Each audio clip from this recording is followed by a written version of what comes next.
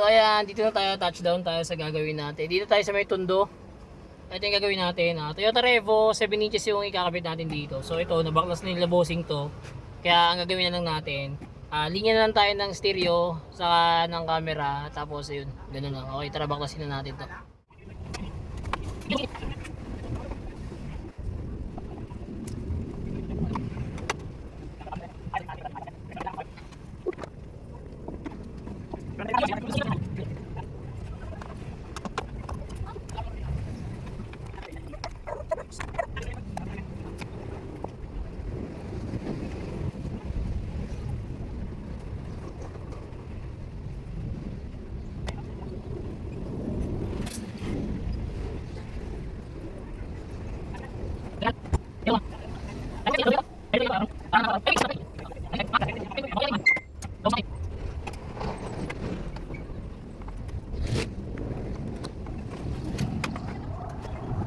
Nabaklas na natin yung dashboard. Ito yung harness na hanapin natin,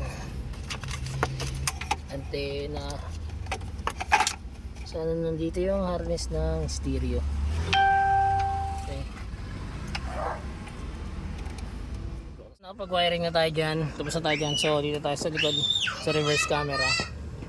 Ito, ayan. Ito na yung reverse camera natin, nakakabit na. So ito, lalatag na lang natin to. So ito, tapos na tayo mag-install. Ayan, Toyota Revo, 7 inches yung swak ng swak dito. Ayan, 7 inches yung pinalagay sa atin ni Bossing. And then, ito, kasama pa rin sa package natin yan. Reverse camera, hindi mawawala yan. Tapos ito, dalawang USB port. Ito.